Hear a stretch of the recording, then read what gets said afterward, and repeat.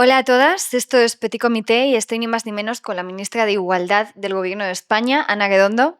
Hola Ana. Hola, Nur, estoy feliz de estar contigo. Yo también. Me alegro mucho de que hayas accedido a venir a este podcast y que hayas también dado la libertad a que se te pregunte cualquier cosa. Y me parece como muy bonito e importante poder hacer estos ejercicios de conversación honesta, ¿no? Pues exacto, es una conversación honesta, con el corazón, decente y entre dos amigas. Este último año ha pasado de todo. Sí. A mí me apetece que podamos hablar de cómo una ministra de Igualdad afronta todo lo que pasa en materia de género y, bueno, y todo lo que ha supuesto a tantísimos niveles para las mujeres los diferentes acontecimientos que se han ido dando, ¿no? Bueno, pues lo afronto con preocupación porque es evidente que hay noticias preocupantes y situaciones que debemos afrontar, pero también lo afronto con mucha esperanza. Creo que la sociedad española avanza en la buena dirección. Creo que somos una sociedad madura que ha comprendido que el respeto al otro, que las relaciones humanas sin violencia merecen la pena y que nuestra democracia depende mucho de eso, de que haya respeto, de que se respete a las mujeres y de que podamos vivir en igualdad y con los mismos derechos. Creo que vamos por esa dirección y hay muchos elementos que nos hacen pensar que esa igualdad real y efectiva está más cerca. Con esto, esto está relacionado con, por ejemplo, el Pacto de Estado contra la violencia de género. Cuéntanos Exacto. un poco cómo ha sido ese proceso. Sí, bueno, ha sido un proceso muy largo. Han sido 11 meses de trabajo con todos los grupos parlamentarios del Congreso, con las diputadas lógicamente del Grupo Socialista, que han estado en todo momento trabajando con todos los equipos del Ministerio, con muchos ministerios implicados que han estado dando y ofreciendo soluciones. Y finalmente, después de esos 11 meses, hemos conseguido un pacto de Estado con más de 460 medidas que nos permite afrontar pues, nuevas violencias como la violencia vicaria, la violencia económica, la violencia en las redes sociales, también las violencias interseccionales que afectan a mujeres con discapacidad o mujeres inmigrantes o mujeres que tienen situaciones especialmente vulnerables. También en el entorno rural creo que ha sido un gran avance. Estoy convencida de que ahora tenemos que tener capacidad para modificar todas las normas y poner en marcha todos los procedimientos para que ese pacto sea una realidad en el día a día de muchas mujeres. Pero creo que afortunadamente ese pacto ha permitido una cosa para mí esencial y es arrinconar a la extrema derecha. No se me olvidará nunca cuando el pasado miércoles todo el hemiciclo en pie nos felicitábamos y nos aplaudíamos mutuamente, ¿no? Por el pacto conseguido, por el diálogo fructífero. Y en ese momento en el que estábamos todos aplaudiéndonos, el PP aplaudiendo al PSOE, Junts aplaudiendo a Esquerra, todos aplaudiéndonos, en ese momento iban desfilando todos los parlamentarios de Vox y saliendo del hemiciclo. Creo que ese es un ejercicio democrático, cuando la extrema derecha se siente arrinconada y tiene que abandonar las instituciones. Ojalá fuéramos capaces, y el PP fundamentalmente fuera capaz también de romper completamente con la extrema derecha, de arrinconar esa ola reaccionaria que perjudica enormemente nuestros derechos y ver cómo se alejan de nuestra vida democrática. Eso ha sido un momento que merece todo el esfuerzo, todo el trabajo y todos los desvelos de estos meses. Y hablando en la línea de la extrema derecha, ¿no? Que se ha vanagloriado del caso de Íñigo Errejón, ¿no? Presuntamente acusado por abuso sexual en contra de varias mujeres, ¿no? Porque al final es la baza que se usa siempre para decir, no, míralos, ¿no? Sí. Los que se decían feministas, ¿no? Y por un lado es un doble juego, porque estamos todas perplejas también pensando en el Sí. míralos, los que nos decían que eran feministas, ¿no? Pero no solo eso, sino que ahora se usa más que nunca, ¿no? Para recordar, se usa este caso para recordar que los hombres de izquierdas, ¿no?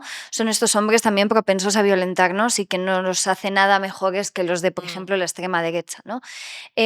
Bueno, yo creo que en un momento determinado hubo una histeria social, Ujú. ¿no? Sí. Con respecto a este tema, porque resulta que esta cuestión rompe un poco con el consenso social que hay sobre quiénes son los buenos hombres y quiénes son los malos, ¿no? Y digo los malos en materia de quiénes son los hombres que nos violentan y quiénes son los que no. Sí, Estamos acostumbradas a los ataques de la extrema derecha. sí. Estamos acostumbradas a que se nos diga que somos unas feminazis, que somos unas exageradas y que realmente no estamos entendiendo absolutamente nada y que denunciamos falsamente y todas estas, ¿no?, cuestiones reaccionarias que se dicen permanentemente. Pero luego de repente, de alguna forma, se entiende desde la izquierda que el enemigo está en casa. No se entiende, se sabía, ¿no? Ujú. Lo sabía, o sea, sabemos todas que los hombres, por ser de izquierdas, no son seres de luz.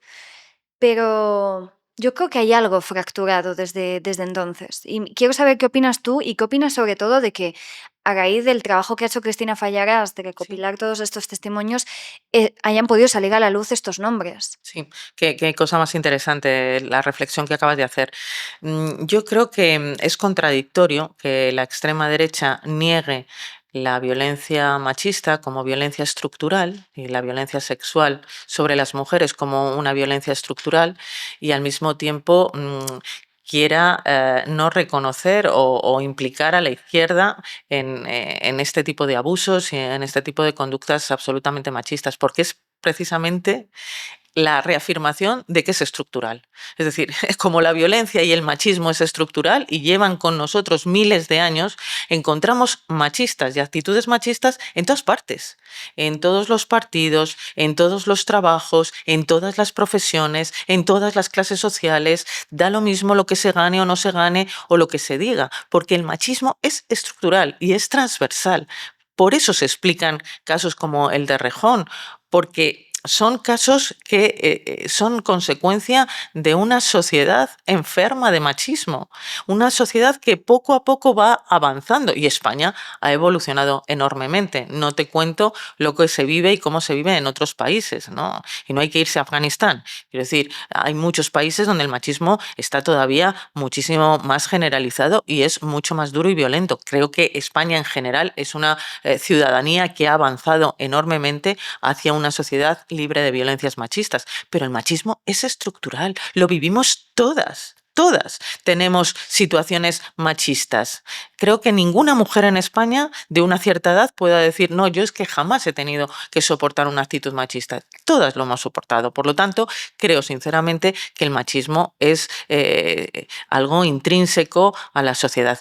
¿Cuál es el problema? Y en ese sentido, creo que hay que recordarle a Vox que cuando niega la violencia estructural machista, está negando la realidad. Y no puede negar la realidad y luego decir, ay, ¿cómo es posible que esté en Podemos? Ay, ¿cómo es posible que esté en Sumar? Ay, ¿cómo es posible? Es posible porque es estructural. Es posible porque es transversal y nos afecta a todos, pero es evidentemente muy decepcionante, muy decepcionante. Tú hiciste unas declaraciones hace ya meses en las que instabas, por supuesto, a las víctimas a denunciar. Sí. Yo tengo un dilema moral con esto, porque por un lado me digo, si le retiramos a las mujeres la confianza en las instituciones, ¿no?, como es el poder de la justicia, ¿no?, al final les estamos retirando la baza más importante que tienen para poder lograr no solo que no queden impunes las violencias que sufren, sino también que puedan tener reparación. Y al mismo tiempo me digo, ya, pero si ese sistema no funciona, ¿qué tiene que pasar? ¿Son las mujeres las que tienen que denunciar primero para que el sistema mejore? ¿O tiene que mejorar el sistema para que, por ejemplo, las mujeres no se vean en el caso en el que se ha visto Elisa Mulliá completamente violentada verbalmente por un señor juez que estaba entrevistando, pero podría estar en el bar de carretera de cualquier, sitio Sí, claro turbio, que sí, ¿no? O claro que sea, sí.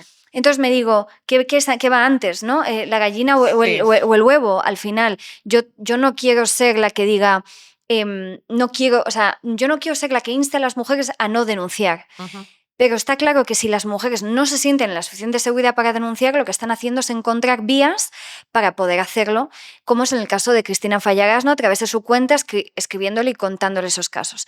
Pero me asusta al mismo tiempo Ya. que pensamos que esa es la única manera de hacerlo, lo que no significa que no crea que por primera vez las mujeres están rompiendo el silencio sobre su propio relato. Y creo que eso es muy fuerte. Mm. Pero al mismo tiempo también me devuelve a la idea de tantos siglos estuvimos las mujeres firmando en anónimo y hoy volvemos a firmar como Claro. anónimas, ¿no? Entonces, tengo este dilema. ¿Qué Sí. piensas tú?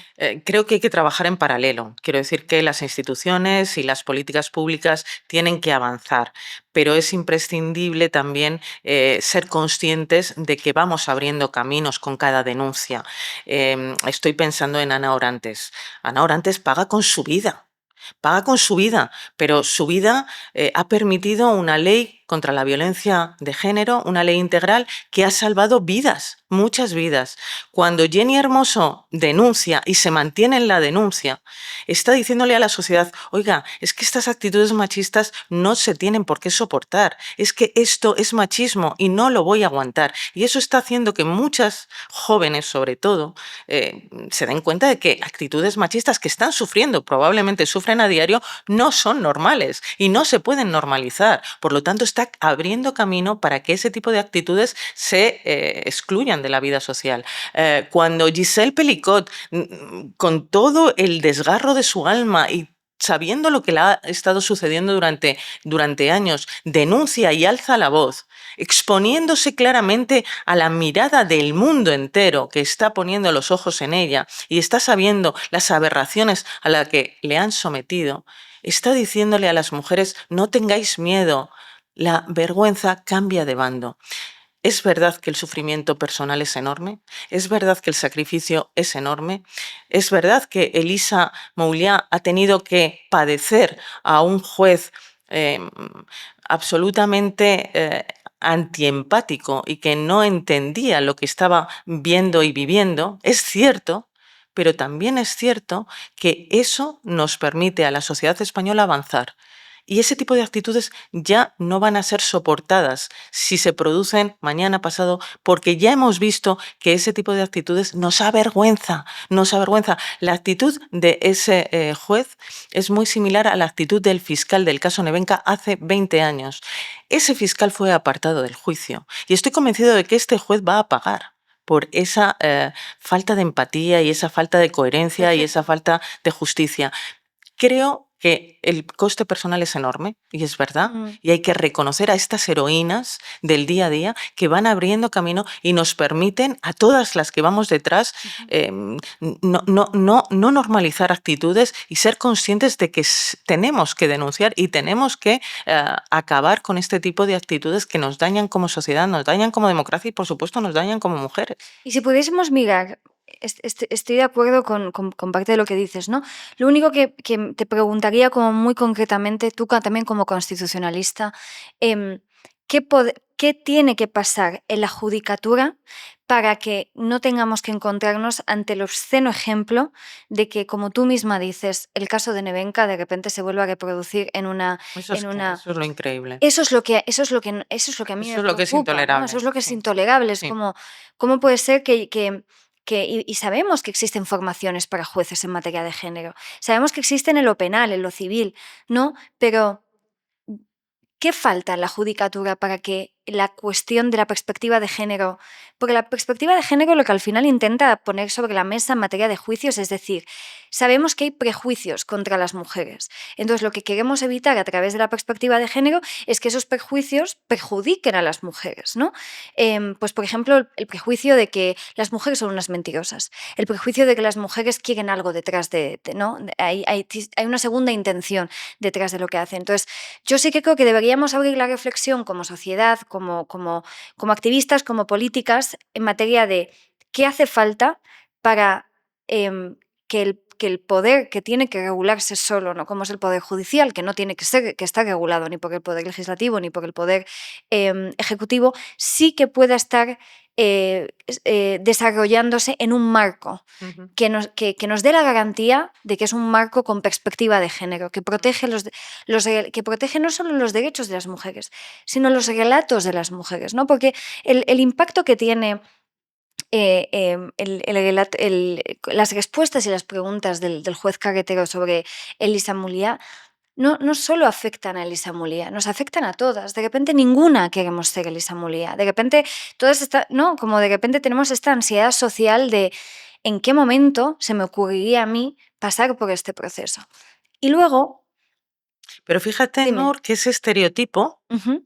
ha sido evidenciado. Creo que eso es lo importante, porque probablemente jueces de estas características haya muchos, pero cuando se evidencian y se hacen públicos, la reacción ha sido inmediata. Inmediata. La reacción de los medios de comunicación, por supuesto, de influencers como tú, de todo tipo de mujeres, pero de la sociedad. Esto no puede estar pasando. Quiero decir que Y de sacar su nombre, claro, su hemos imagen evolucionado. y sacar su Claro, foto el en juez portada. carretero, es que ese juez está desacreditado por la sociedad a la que se supone sirve. Ya. Y eso es importante. Es decir, que la sociedad se ponga de acuerdo en que hay determinadas actitudes que ya no va a tolerar, genera un nuevo espacio. Y ese es el espacio en el que yo creo. Es un espacio que se va construyendo, que vamos construyendo, por supuesto, los poderes públicos, pero con la sociedad. Y la Completamente. sociedad a eso ha respondido claramente. No estamos dispuestos a consentir este tipo de actitudes en un juez que está acosando que Claro. está acosando a la víctima, que no está considerando el estatuto de víctima y no la está respetando. Creo que eso ha sido demoledor para determinadas actitudes machistas en la judicatura. Sinceramente lo creo. Sí, y yo pienso que hay una cosa como muy concreta con el caso de Giselle Pelicot que me gustaría hablar contigo porque lo que le ha pasado a Giselle Pelicot es horrible, es terrible, em, es muy doloroso de escuchar, de ver, de poder comprender. Y yo me pregunto em, por qué necesitamos ver casos tan extremos para aceptar y entender que la violencia contra las mujeres es una cosa que sucede y que la violencia sexual en concreto no entiende de mujeres, ¿no? Tengo la sensación, y no quiero faltar a lo que, bueno, a la sensibilidad de este tema, porque tengo la sensación de que cuando la violencia sexual se ceba con mujeres jóvenes, ¿no? Ujú. O con mujeres que de repente están en una situación, pues no sé, acaban de salir de fiesta y de repente, pues no, como el caso de la manada, ¿no? Lo Sí, veíamos claramente. En el caso de la manada era como, bueno, pero ella quiso, bueno, pero ella salió, bueno, ella cómo iba vestida. El caso Nagore, lo mismo, ¿por qué subió? ¿Por qué estaba con él en casa? ¿Por qué no? O sea, siempre poniendo en tela de juicio a las mujeres. pero fíjate, Nur, el Mm. caso de la manada, y perdona que te corte, la reacción que Sí, produjo, sí, cambió el inmediata, y feminismo del cambió el país, feminismo de este absolutamente, pero me país. refiero a como a la duda razonable que se instala en determinados sectores de la población, Ya. ¿no? Que es como terrible. Que eso siempre va a pasar, pero me parece como muy curioso que en el caso de Giselle Pelicot ha tenido que ser algo tan profundamente aberrante que le pasa a una mujer de la edad de las madres o las abuelas de los perpetradores de todas estas violencias. Encima estos hombres, que son sus violadores, son hombres de todas las nacionalidades, de todas las edades, de todas las confesiones religiosas, de todos los colores. O sea, es un pacto entre hombres la Sí, violencia sí. sexual, ¿no? Es como la fratría puesta encima de la mesa. Y yo me digo, ¿cómo puede ser que hayamos, o sea, no que hayamos necesitado un caso como el de Giselle Pelicot, pero cómo puede ser que cuando escuchamos que las mujeres están siendo violadas, maltratadas, extorsionadas, violentadas permanentemente, ¿no? Como las mujeres, por ejemplo, en situación de trata o en situación de prostitución, ¿cómo puede ser que eso no nos alarme, ¿no? ¿Cómo tienen que colocarnos a una... O sea, te lo digo como mujer Sí, migrante, ¿no? Porque yo me siento identificada, a mí le sí. pasan cosas a mujeres migrantes y yo pues me siento identificada. Pero me digo, ¿por qué muchas mujeres no se sienten identificadas con esto y muchos hombres no sientan que esto es importante hasta que le pasa a una mujer de 70 y pico años, blanca, francesa, ¿sabes? Y Sí, entonces sí. de repente es todo horrible. Pero ¿no te parece horrible que una chavala de 25 años nigeriana o Sí. colombiana o brasileña esté en un prostíbulo en Madrid en el que un hombre detrás de otro, detrás de otro, Estoy detrás de de acuerdo, otro, acceden a absolutamente. sus cuerpos? Absolutamente de acuerdo.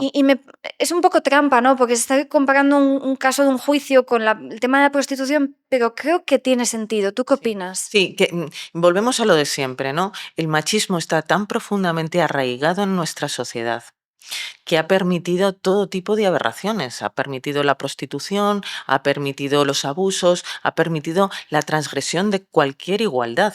Eso está tan metido en nuestra forma de relacionarnos que, salvo cuando hay mucha sensibilidad social, y yo creo que la sensibilidad social hay que trabajarla, y en España hay una enorme sensibilidad social contra estos temas.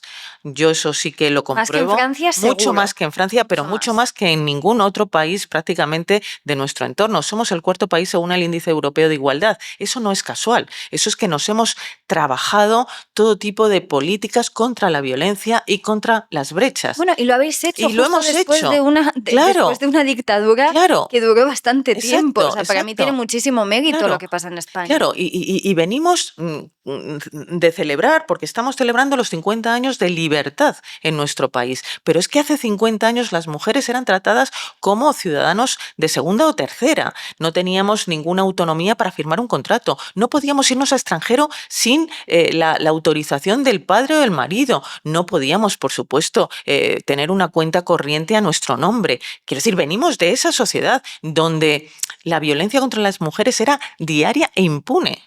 Y venimos y hemos trabajado en 50 años y hemos cambiado completamente la sensibilidad social y somos, como te digo, creo que es para estar orgullosa, sinceramente, el cuarto país según el Índice Europeo de Igualdad. Creo que es para No, yo me lo ser creo. Cada vez que salgo referentes. de España, Somos referentes yo cada vez que salgo de y somos España, ejemplos, sí, yo creo que sí. vuelvo como diciendo, ole, ole, ole, tortilla. No, o sea, aquí estoy todo el rato quemada, todo el rato quejándome de todo, es mi papel y mi rol en el mundo, ¿no? Sí. Pero de repente salgo un rato y digo, ole, ole, ole. Sí, yo creo que ¿Sabes? No, pero porque, bueno, yo sí que creo que valoro mucho el trabajo que se ha hecho en este país y a las feministas pioneras, incluso aquellas con las que no estoy de acuerdo en muchísimos asuntos hoy en claro, día, pero luego de repente, ¿no? Lo que pasó con la proposición de ley que hacíais ya, sí. desde el Partido Socialista, que, bueno, hubiésemos todas deseado que tuvieseis a unas aliadas políticas por parte de Sumar que fuesen mujeres que hubiesen apoyado abiertamente en torno a este tema. Yo no creo que todas las mujeres sean feministas, ni creo que todas las mujeres en política sean feministas ni vayan a hacer feminismo, ¿no? Ni todos los hombres son machistas. Conozco muchos y muy buenos y cada vez más hombres feministas. Sí, es verdad. Pero te quiero decir que en la analogía de que de repente hay un partido que tiene muchas mujeres en sus filas, ¿no? Sí. Como es Sumar, comprendemos y entendemos que en cuanto hay una propuesta, como es, por ejemplo, una propuesta de eliminar la tercera Categoría locativa, locativa, joder. que es importantísimo, y de sacar adelante la proposición de ley, Sumar no se abstiene, se niega. O sea, es como vota en contra, ¿no?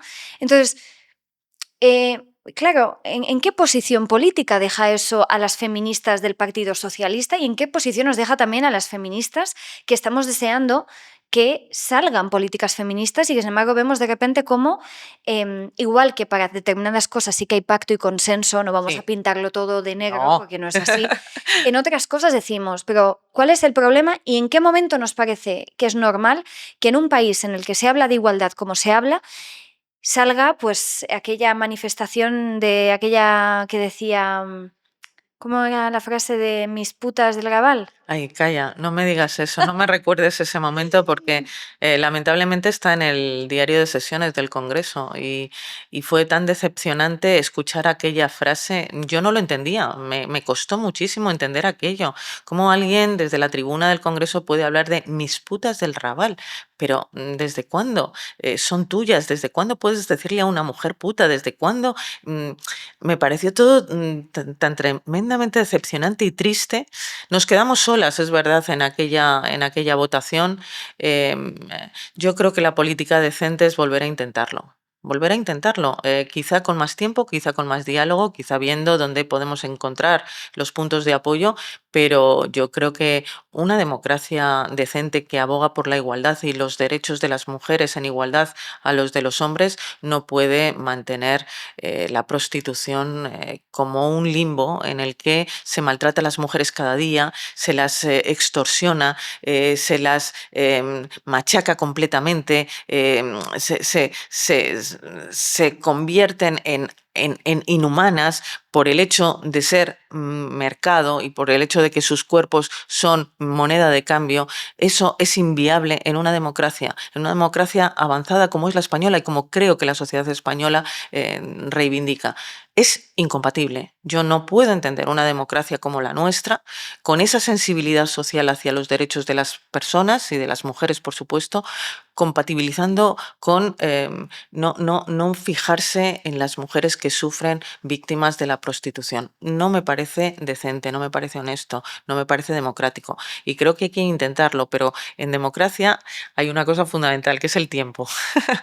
El tiempo. Necesitamos tiempo para sentarnos, para escuchar, para ver qué puntos de acuerdo podemos conseguir y para seguir dialogando. Hemos sido testigos de un buen acuerdo, de un buen consenso.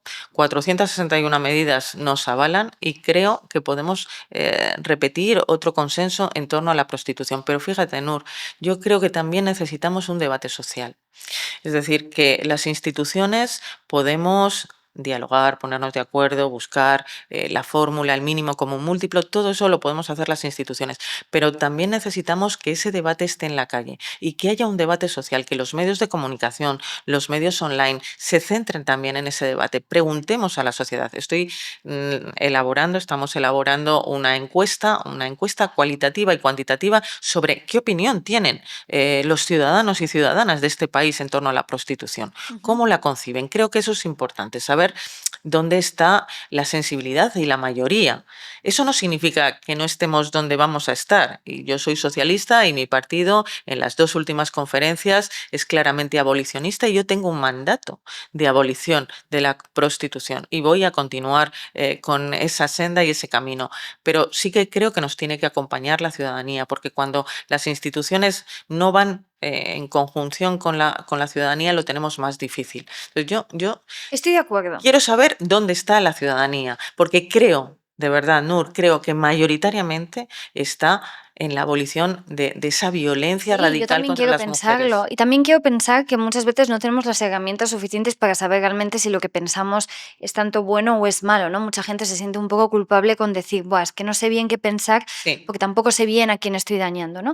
Y eso me parece interesante. Pero luego hay una cosa que a mí me parece muy curiosa, que es qué pasa con el reparto ministerial, por ejemplo, cuando se van a llevar a cabo medidas que pues implican a varios ministerios, ¿no? ya. Porque una de las cosas que más afectan a las mujeres en situación de prostitución, por ejemplo, es la situación, es la regularización Sí, de es sus verdad. papeles, de Sí, su situación en España, ¿no? Entonces yo me digo, ¿cómo el Ministerio de Igualdad puede posicionarse de forma que deje no solo de ser un ministerio que promueva, ¿no? Bueno, pues de alguna forma una revolución social, ¿no? Hacia una progresión de derechos que pueda beneficiar a la igualdad entre hombres y mujeres, la igualdad entre diferentes colectivos, la igualdad en materia de minorías, pero no solo eso, ya. sino ejercer como punto de presión para que se comprenda que hay cuestiones acerca del feminismo que son innegociables porque están implicadas directamente con los derechos humanos, ¿no? Entonces yo creo que el problema que tenemos también a la hora de meter el debate en la sociedad es que tenemos que explicar que hablar de abolición de la prostitución es hablar de derechos humanos y que los derechos humanos, si tienen que pasar a través de que haya no conflicto, digo, ¿no? Porque también creo que es muy complicado, pues algunas no hacemos política y os respetamos muchísimo a la que la hacéis, ¿no? Pero yo como activista, ¿no? Que hago presión, me meto con todos, Sí, rajo de y lo todo el haces muy mundo. bien, Jobar. Bueno, pero mi única propuesta sería, perfecto, nosotras abrimos el debate, nosotras proponemos el debate, nosotras lo sacamos, lo justificamos, lo debatimos. Pero nosotras necesitamos saber que tenemos una institución que va a hacer de puente de presión Claro. en esa materia, ¿no? Y que cuando el defensor del pueblo pide pruebas para saber qué está pasando aquí, qué está pasando allí, podamos darle un informe en el que hablemos de cómo estar en situación irregular empuja a miles de mujeres Sí, todos los años en España a la prostitución. Y que entonces la cuestión de regularizar la situación de las mujeres y también de los hombres, ¿no? Deje de ser una cuestión secundaria y una cuestión de extranjería como un poquito al margen y se convierta en una cuestión importante, central, ¿no? Como por ejemplo explicar que si queremos que las mujeres vayan a denunciar a puntos de comisaría, necesitamos que esas mujeres tengan previstas Absolutamente. puntos violetas para mujeres que están en situación irregular, para que no tengan miedo de denunciar que están siendo traficadas, que están siendo maltratadas, que están siendo tal. Entonces yo, aparte de preguntarte, tengo esta propuesta, ¿no? De decir, y no es España que está a la vanguardia en tanta materia, no es capaz su Ministerio de Igualdad de posicionarse como lobby en derechos humanos, porque los derechos de las mujeres son Claro, derechos claro, humanos, ¿no? claro. Entonces ahora te estoy poniendo yo en un No, no, conflicto no, no, no, gigante. no. No, pero No, creo que me explico, ¿no? perfectamente, te explicas muy bien. La igualdad es transversal y, de hecho trabajamos con todos los ministerios, absolutamente con todos. Para el Pacto de Estado, por ejemplo, hemos tenido hasta 4 trasvases de papeles de todos los ministerios implicados. Los presupuestos generales del Estado llevan impacto de género. Todas las medidas que se adoptan, absolutamente todas, tienen que llevar el aval del impacto de género. Quiero decir, que no se conozca no significa que no se haga. La transversalidad implica que todos los ministerios están implicados en las políticas de igualdad, porque la igualdad no existe si no es referida a un derecho. Quiero decir, la igualdad en abstracto no existe. Igualdad en el empleo, la igualdad salarial, igualdad en los cuidados, igualdad en el desarrollo de un proyecto. La igualdad en el acceso a la vivienda. Todo necesita referirse a. La igualdad por sí sola es un valor, Claro. pero es en abstracto. Necesitas siempre un referente, o referirlo a otros derechos. Por lo tanto, eso es así. Estructuralmente, en el gobierno entendemos la transversalidad de esta manera y no se puede explicar la política si no es desde la transversalidad con igualdad. Otra cosa es lo que dices, es decir, determinadas situaciones, cómo se resuelven. Y ahí yo también te digo, necesitamos más coordinación. Muchas veces lo que falta es coordinación. Cuando falta coordinación generalmente es porque falta tiempo, o porque faltan efectivos, o porque no somos capaces de poner a todos los efectivos a trabajar en ese caso. Y esa es la dificultad real. De todas formas, en el tema de las situaciones de prostitución y sobre todo en materia de trata, estamos en este momento trabajando en un proyecto de ley de trata que por desgracia no va a incorporar la prostitución y la abolición de la prostitución porque nos vamos a encontrar con las dificultades que tú misma has comentado y eso nos llevará a otro tipo de normativa que nos permita avanzar hacia la abolición de la prostitución, pero en esta ley de trata que ya está muy avanzada hay un concepto que para mí es esencial, que es el estatuto de víctima. El estatuto de víctima de trata laboral, de trata con fines de explotación sexual, para todas las personas que son tratadas. Vamos a generar un estatuto especial, el estatuto de víctima, con independencia de dónde vengan, con independencia de si son españolas o son migrantes, que es el 90%, con independencia de todo, el estatuto de víctima va a permitir que esa persona tenga una serie de derechos conectados a su reconocimiento como víctima, para dar alternativas, porque si bien la explotación sexual es un problema que tendremos que regular, lo que es cierto es que hay que darle alternativas a las mujeres explotadas. Claro. Porque sin alternativas esas mujeres vuelven a ser muy vulnerables. No, y que es fácil decirle a una mujer, libérate, Claro, sal de la libérate, prostitución, ¿no? claro. Pero ¿qué herramientas te estamos dando para que puedas salir, ¿no? Y esto me conecta mucho con el tema de mujeres migrantes, no necesariamente en situación de prostitución, que, bueno, por ejemplo, las mujeres árabes, ¿no? Las mujeres magrebíes o hijas de migrantes de origen magrebí estamos condenadas un poco a la idea de la opresión, ¿no? Sí. Como, bueno, estas mujeres llegan, estas mujeres se instalan en este país, pero nunca hablan el idioma, pero están ahí marginadas en barriadas, ¿no? Y mira qué mal, porque no se integran y encima llevan el velo y todo este tema. Yo soy muy crítica con el velo, pero es que no te puedo explicar lo crítica que soy con el velo. Pero luego tengo una experiencia muy concreta y es que llevo casi 10 años en este país y he ido entendiendo y conociendo muy bien cómo funciona y cómo se desarrolla la cuestión del velo. ¿Tú has llevado velo, Nur? Nunca. Nunca has llevado velo. Nunca he ¿En tu llevado familia velo. nunca han llevado velo? En mi familia, mi abuela lleva velo. ¿La sigue llevando? El hijab, que es Sí, el como... hijab. Sí, pero bueno, uno bastante suelto, bastante, bueno, como liberal, ¿no? Por Sí, decirlo de alguna sí, forma. Bastante de los que se ponen las mujeres iraníes y que se les acaba cayendo porque sí, quieren que se les caiga. sí. Pero sí, en el resto de las mujeres, tengo una prima que se lo puso, dos que se lo han puesto por propia voluntad, pero somos 20 y pico primas y la mayor parte de las veces cada una ha tomado Qué la decisión que ha interesante. querido. Y nos hemos educado bastante desde la posibilidad de decidir y de hacerlo. ¿Y tu abuela qué cuenta? Mi abuela cuenta, a mi abuela no le gusta nada que nos tapemos, pero no Ah, le gusta en vale. absoluto. Pero ella lo lleva. Ella lo lleva, pero ella lo lleva desde que murió su padre como una Ajá, cuestión vale. también de Cultural, como una cultural de cuestión edad cultural de y también tradición. de edad, como de Vale. matriarca, de madre de 10 hijos, ¿no? Como, bueno, casi como una cuestión estética sí. Interesante. Y luego después de ir a la Meca, ¿no? Que es uno como de los Sí, valores sí. importantes de la vida de las mujeres musulmanas. Pero yo cero contacto con eso. De hecho, yo me niego a llevarlo en circunstancias en las que, por ejemplo, pues los dos últimos, o sea, he vivido 3 funerales familiares, en el último no lo llevé, porque no entiendo que las mujeres tengamos que taparnos en un funeral y que los hombres no. Igual que no entiendo que las mujeres tengamos que taparnos para entrar a una mezquita y un hombre no tenga que taparse la cabeza para entrar a la mezquita. Pero bueno, esto es como Sí, esta es mi opinión. sí, Y yo creo que las opiniones no son tan importantes. sí, Porque están las opiniones y luego están las cuestiones reales de facto. sí. Y las cuestiones reales de facto en España es que las mujeres están siendo discriminadas por llevar el velo, Mm, no por no llevarlo. ajá. Entonces lo que yo me pregunto es, si yo soy capaz de quitar mi opinión del centro de la mesa y decir y reconocer que estas mujeres que vienen a buscar una mejor vida, a educar a sus hijos, a trabajar noche y día, a veces verse en situaciones de explotación bastante graves. Primero, ¿quién soy yo para darles mi opinión? Segundo, ¿por qué pensamos que nuestras opiniones son más importantes que la emancipación de estas mujeres? Y en tercer lugar, ¿cómo queremos, en esta lógica occidental, en la que hay que quitarle los velos a las mujeres para liberarlas, Sí.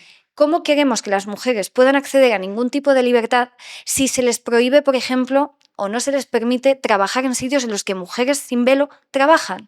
Para mí, o sea, para mí la idea de libertad es que las mujeres la puedan alcanzar. Ujú. Entonces, no es que yo te convenza de que te tienes que quitar el velo, no, es que tú con tu velo tengas Claro. derecho a un trabajo remunerado, a no estar en situaciones de explotación, a que no te margine la sociedad, a no vivir en situaciones de discriminación y a partir de allí, con las herramientas y los recursos que tú tengas, puedas tomar tu propia decisión. Ujú. Y creo que es lo mismo con muchos temas de los que estamos hablando, ¿no? Entonces me da rabia, porque claro, lo que pasa es que durante una época yo fui muy firme defensora, sobre todo en una época del auge del islamismo político, Sí, de que el velo no simbolizaba la libertad y no iba a simbolizar nunca la libertad de las mujeres, simboliza unas cuestiones religiosas determinadas. sí, Y me daba mucha rabia que eso se interpelase como no, pero ahora la revolución es llevarlos, como no, no te equivoques. ya. No vayamos a hacer falsas revoluciones de símbolos opresivos. Pero luego, en la vida real, las mujeres con velo existen. Ujú. En la vida real, las mujeres con velo deben ser respetadas y deben tener determinados derechos. Sí. Jurídicamente eso está resuelto. Quiero decir, jurídicamente España es la el confesional, para artículo empezar. 14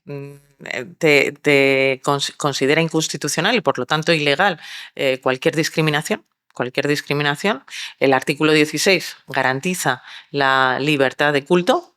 Y luego hay un artículo que a veces se nos olvida y para mí es fundamental, que es el 27, que es el derecho, obligación de educarse y de educarse en valores constitucionales.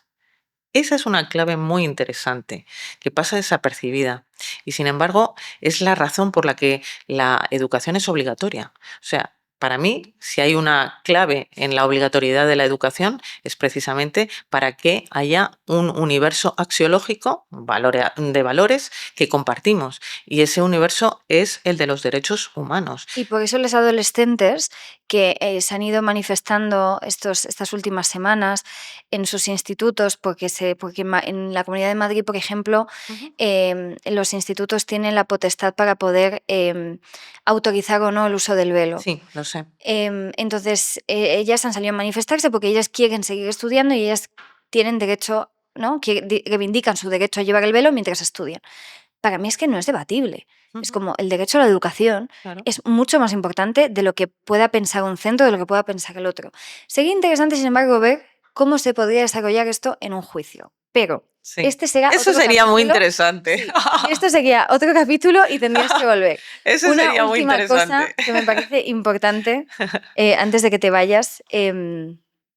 Bueno, dos cosas. La primera, estoy harta de conversaciones sobre techos de cristal. Ay, es verdad No que lo puedo has más. comentado. No puedo más. Estoy muy cansada, Ana. Pero lo que no te gusta es el techo en sí, la terminología, Pues es el que, que seamos snobs por decir, ay, cuántas mujeres estamos mira, te ahí. voy a decir una cosa.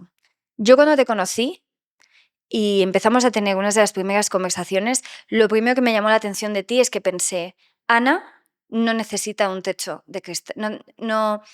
Ana no es del techo de cristal. Cuando digo no es del techo del cristal, me refiero a lo siguiente. Sí. Yo creo que la ambición en la vida, a día de hoy, está marcada por unos marcadores masculinos, Ujú.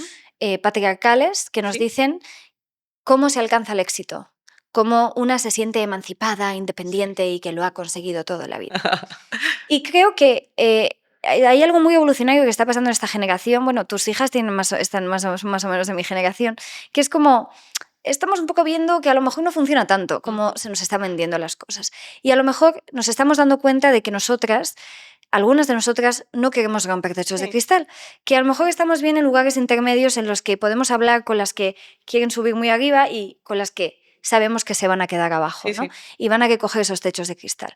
Y te digo esto porque el tema de la clase es una cosa que de repente en la representatividad de las mujeres que han logrado llegar Ajá. a X sitios, cosa muy respetable y muy honorable, creo que nos hemos perdido a una inmensa mayoría que son las mujeres que nunca van a llegar a romper Ujú. un techo de cristal, que a lo mejor no ambicionan romper el techo de cristal Ujú. y que lo que reivindican es un tipo y una calidad de vida suficientes para poder desarrollar sus derechos en calma y de forma emancipada. Por ejemplo, Ujú. que tú, si estás viviendo con un señor maltratador, te puedas Claro. ir y puedas vivir en un sitio digno y que en ese sitio digno pues tú te puedas pagar tu alquiler o que puedas recibir un salario digno. Entonces, tengo la sensación de que a través de cortar el debate en tenemos que romper los techos de cristal, nos estamos perdiendo, Ujú. nos estamos dejando de camino a Me muchas. parece muy interesante esa reflexión. A ver, yo lo que creo es en la igualdad de oportunidades y en que cada uno tiene que tener su proyecto vital y que a la hora de desarrollar tu proyecto vital tienes que tener la igualdad de derechos y de posibilidades de alcanzarlo. Una cosa es que tú quieras ser presidente del gobierno, presidenta del gobierno, que es muy legítimo y tienes que tener la posibilidad de llegar ahí si es tu sueño. Y otra cosa es que quieras vivir tranquilamente con tu calidad de vida en tu provincia, donde además pues están tus amigas, están tu novio o tu marido y te quieres desarrollar ahí porque ese es tu proyecto vital. Y no es menos digno ni No es menos menos digno importante. ni menos importante. Lo que tenemos que reivindicar es la igualdad para poder desarrollar lo que queremos ser. Que queramos ser el presidente, como si quieres ser profesora, si da lo mismo. Lo importante es que tú no te encuentres en el camino discriminaciones que te impidan llegar y hacer lo que quieres hacer. El proyecto de vida de cada uno es igualmente valioso, es igualmente digno, es igualmente y puede ser mucho más satisfactorio estar. Yo como profesora de universidad soy muy feliz. Por eso te lo He dije. sido muy Por feliz eso te dije que y me encantará volver. Y me encantará te volver apetece, mucho, porque me realizo y porque te porque hace feliz. estudio y porque estoy en contacto con mis alumnas y mis alumnos y eso me realiza profundamente. El que llegues o no llegues depende de lo que quieras hacer, de lo que quieras tú realmente. Nadie puede decidir por ti ni imponerte, pero que puedas llegar. Que no te encuentres con problemas económicos, que no te encuentres con discriminaciones por ser mujer o por ser migrante, que no te encuentres con discriminaciones por ser una mujer discapacitada o con una discapacidad que te impide, que no te encuentres barreras, porque somos iguales, tenemos los mismos derechos, tenemos que tener las mismas oportunidades y los proyectos de vida son singulares y son inintercambiables. Yo no me puedo cambiar por ti. Mi proyecto es otro, pero mi proyecto además puede cambiar. Es que hoy puedo estar aquí, pero mañana me puede gustar otra cosa y pasado otra. ¿Por qué no voy a poder ser lo que me dé la gana ser? La sociedad democrática tendría que permitirme eso y las políticas públicas, y para eso trabajamos todos los días, tienen que poder permitir a cada mujer ser lo que quiera ser, sin cortapisas. Y sin decirles que solo hay una forma de No, por alcanzar el éxito y supuesto, el porque no es poder. verdad. Porque no es verdad. Tengo una duda, última duda, y nos vamos. En este proceso tan complejo, ¿no?, que es también defender la igualdad en todo este proceso, Sí. ¿has pensado en algún momento en cómo ha sido la experiencia de tu predecesora? Bueno, he pensado poco en mi predecesora. No me ha dado mucho tiempo, he estado demasiado ocupada. La verdad es que ha sido un día a día y una agenda que me ha permitido ver la realidad y no pensar en muchas otras cosas más que hacer frente a los problemas y cómo establecer mecanismos de diálogo y soluciones. Bueno, yo creo que sufrió mucho. Creo, ¿eh? Creo que Irene sufrió mucho, que Sí. no disfrutó de la oportunidad que tenía. Y eso se trasladó también a sus políticas y eso se trasladó a la calle. Creo que hay que hacer política sin tanto dramatismo. ¿Y alguna propuesta de futura ministra de Igualdad que digas sería una grandísima ministra de Igualdad? Bueno, lo que te he comentado antes me haría muy feliz. Quiero decir que una ley de abolición de la prostitución me permitiría volverme a mis clases con el deber cumplido. Pues muchas gracias por estar aquí, por haber venido y por este capítulo que me has dado tan Ay, ha estado muy entretenido. bonito. Sí, yo he disfrutado mucho. Pues esta es Ana también, ¿no? Como que es guay que la podáis conocer.